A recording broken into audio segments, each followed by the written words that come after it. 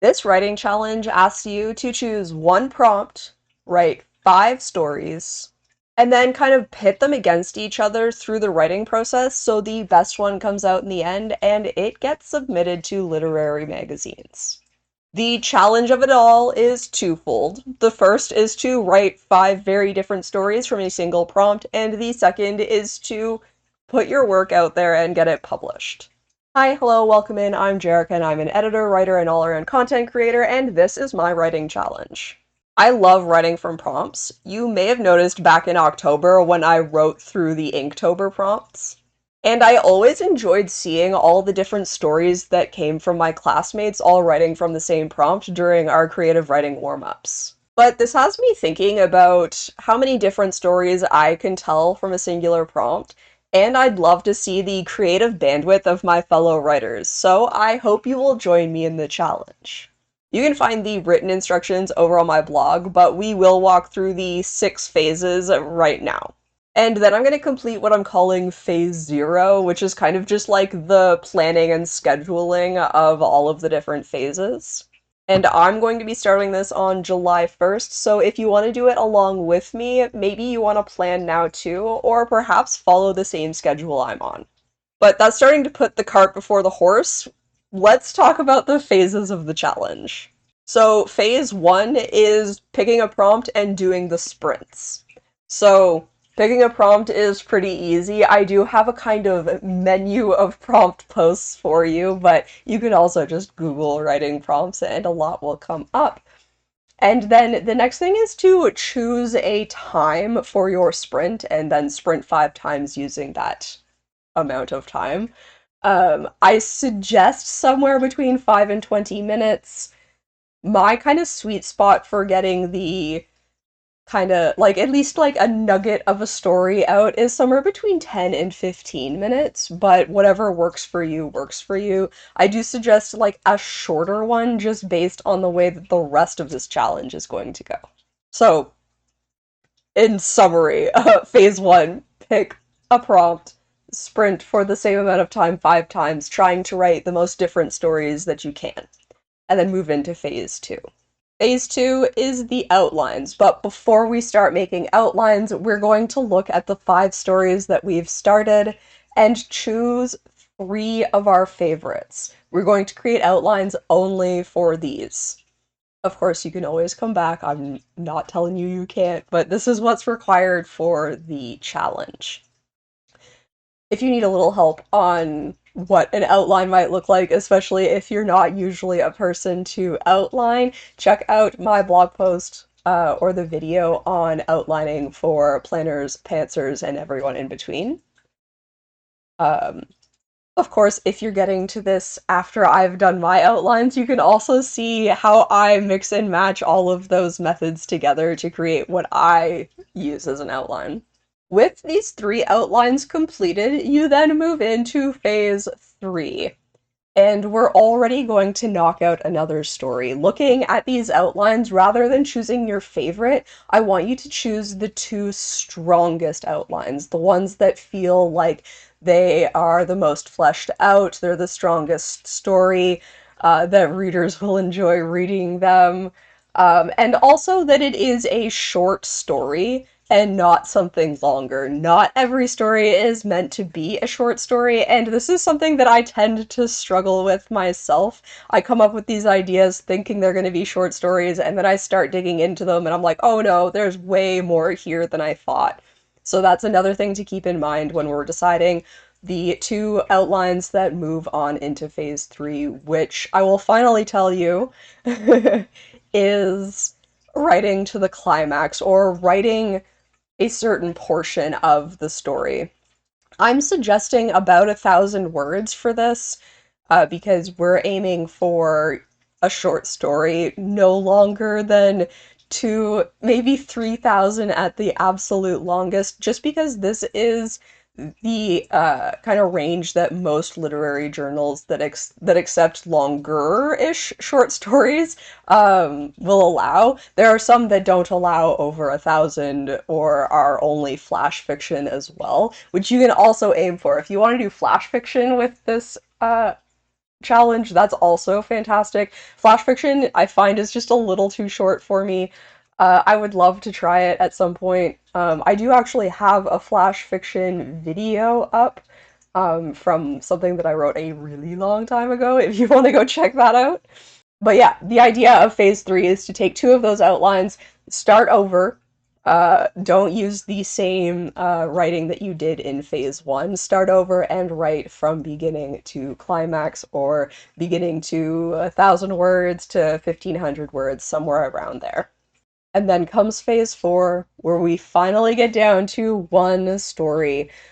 You can choose this based on whatever kind of criteria you want. You know, I suggested for which ones to outline to be your favorite, and then which ones to write to the climax to be the strongest. This one is really just whichever one draws you in the most with whatever criteria you want. I want you to feel so good about writing this next one, because phase four is to finish writing the story. Don't go back and edit anything, don't go back and change anything, just finish writing the story. Then we have phase 4.5. It's not really a phase, it's my extreme suggestion to take a rest between writing and editing, because that will be the next phase. I think taking a step away from your work before you go back to it is really important. This rest period can be as long as makes sense for you, but kind of what you're thinking about is that you want to feel a distance between you and this work. You want to kind of start forgetting the minutia so that when you come back to the editing phase, you're coming back with like fresh eyes, as fresh as your own eyes can be. So, phase five. This is editing, and it's not as simple as it sounds, because I want you to think about all of the different types of editing that should go into your writing, because I think it's important to split your writing up for a couple of different reasons. I've talked about this a lot, but this is probably the longest phase, because I want you to do a big picture edit where you're looking at uh, I mean, does the story make sense? Does it have a beginning, middle, and end? Does it have conflict? Does it have tension? Are the characters interesting and well-rounded? That's your big picture edit. And then the next one is a stylistic edit. So this is looking at um, the prose and how it sounds and how it looks. And we're not really looking at grammar yet, though you can, but more at sentence structure and word choice and things like that, and then a final edit to polish things off. Now, you can do more than 3 rounds of editing, do as many rounds of editing as you need, but this is kind of the bare minimum that I suggest for you to do. And then we move into the final phase, which is phase 6, submitting.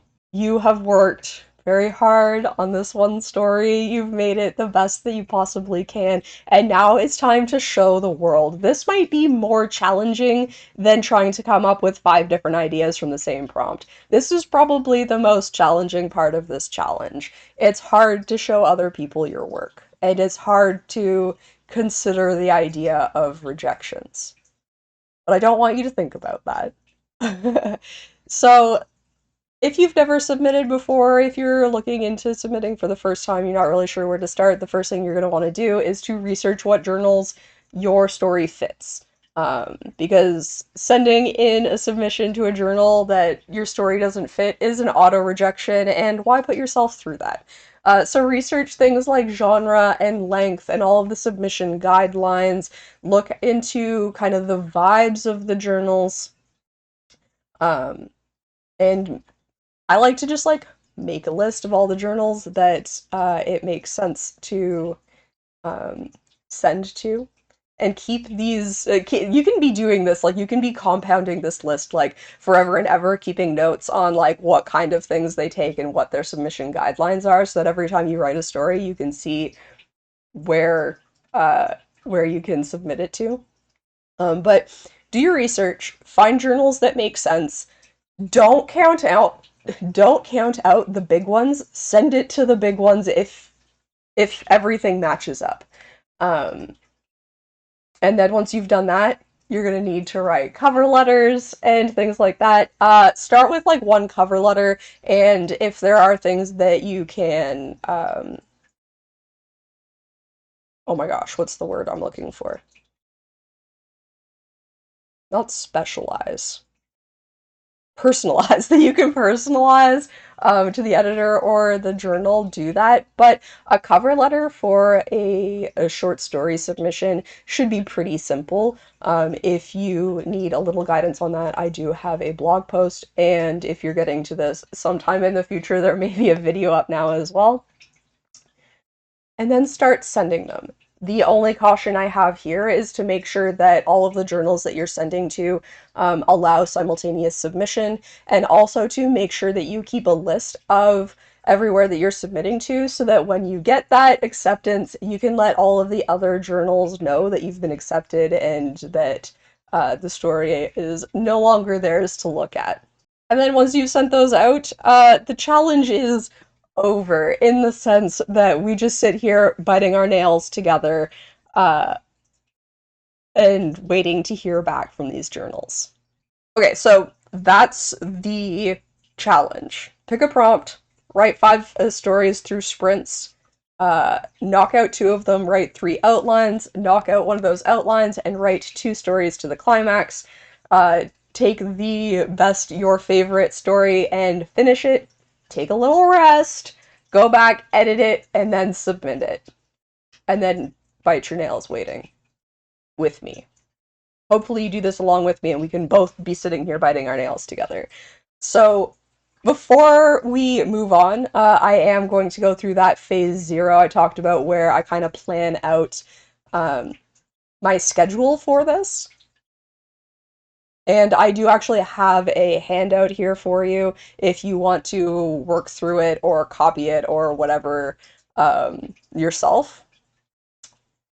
I'm not sure where that's being housed. Probably just a link in the description. There's definitely a link to it in the blog post. Here we go. So this is the handout. I'm going to make myself a copy of it. Or actually, I'll make a copy after. That way you guys can just have my schedule. Okay. So obviously I said I was going to start this on July 1st. Is that actually a Monday? This is... We gotta find July here. This is crazy. It's not a Monday. Do I want to start on the Wednesday? I think I'm going to start on the 29th. No, I want to start on the 1st. I said I was going to start on the 1st. We'll start on the 1st. We'll make it work. So yeah, so idea 1's going to be July 1st. And I do kind of just want to work through these in order. So I'm going to do July 1st, July 2nd, July 3rd. Do I want to work on the weekends? I think for this part I am going to.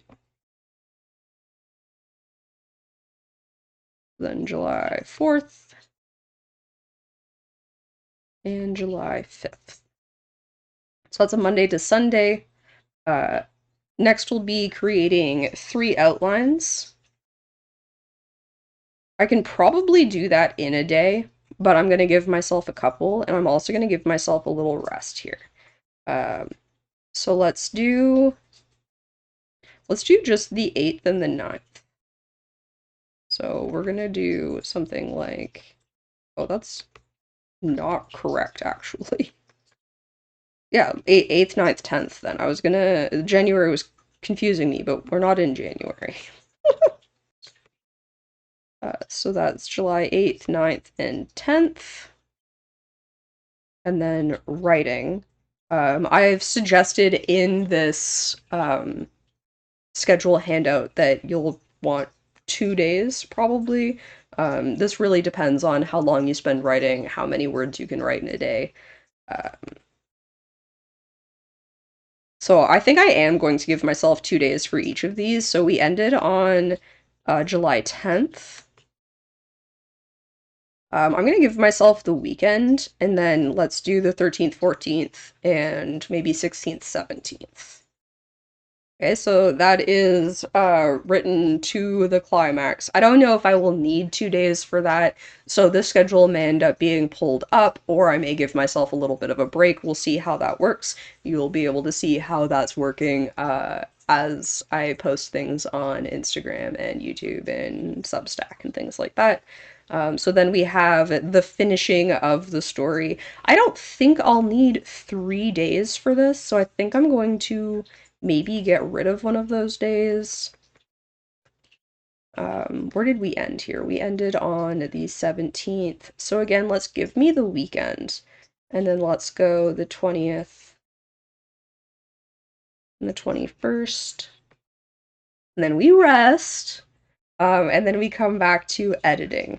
I agree that for big picture, I'll need 2 days. I don't know that I'll need 2 days for the other because usually what I'll do with big picture editing is I will do like a run through and make all of my notes, and then I'll give myself a little break, and then I'll come back and actually fix the problems that I saw. So if we ended on July 21st there, and we have our rest. Let's look at the calendar. July 21st is here. So what if I just give myself a rest to the next Monday? So to the 26th, and then this can be July 27th. And like I said, give myself a little break. So let's give us a whole day of break and do the 29th for when we come back and make the changes. Or stylistic editing. I'm going to give myself, I think, just a single day to do that, which I'm going to put on, I'm going to give myself a little break there too. We'll go 31st, and I don't need this second day. And then copy editing, I guess we're moving into July, or into August for that. And I will put this on the 3rd, give myself the weekend off again. Because this is work for me. So if I can take the weekend off, I'm probably going to. Not that I never work on weekends, but I think I'll probably only need 1 day for that as well. Of course, if you need more days or more runs of editing, do it up.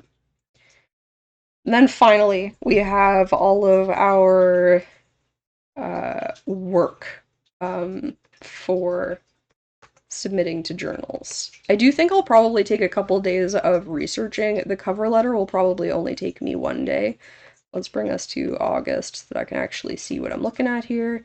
So August 3rd is there. I'm gonna give myself 1 day of like thinking about it in case I like have like an epiphany that I feel like I need to change something.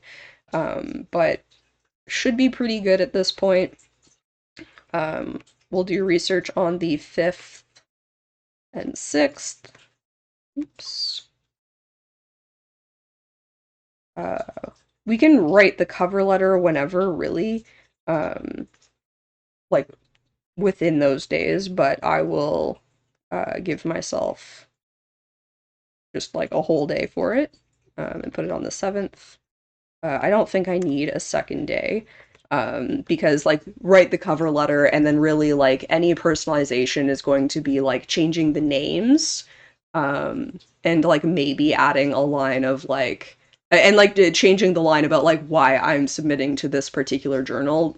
The rest of the information will be the same. Formatting, you may not even have to do this, but this is making sure that you have all of the submission guidelines. So making sure that if it suggests double or single spaced, if it suggests a certain font, a certain size of font, a certain file type, that's this part. So making sure that you have all of the different like versions of your story in order.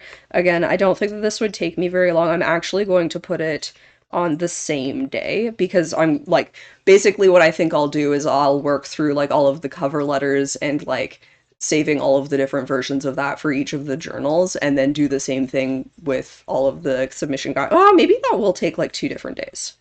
Maybe you know what? I'm not going to give myself a break. I'm going to go 4th, 5th, 6th, 7th. So let's go back and change this to the 6th. I'm also thinking this is somebody's birthday weekend. And so I assume we'll be doing something on the weekend part of this. So submitting will be pushed to the next week, which is fine. It'll also give me time, like if I end up not getting through all the cover letters and formatting, then I can deal with that on the 10th as well, or in my free time on the weekend. And then this part is just like having research on there is kind of silly, but just like put in like if you're doing like the Paris review. So obviously then you've done your research once you've done your cover letter, once you've made sure you're following the guidelines, and once you've submitted. I will probably be making a whole other document for this part, which I will share an empty version of when I get to that point. Maybe I'll make it ahead of time. That really depends on if I have time, but that should be available to you once I'm kind of getting to this point in the challenge. And that's that. So, oops. Let's do that. And this. What else do I have to say? Yeah, so as with this not a phase, I'm going to be posting regular updates on various platforms. Each of those platforms is going to look a little different though. So, you know, if you're into short form videos, following here for shorts, or on Instagram or Facebook for reels.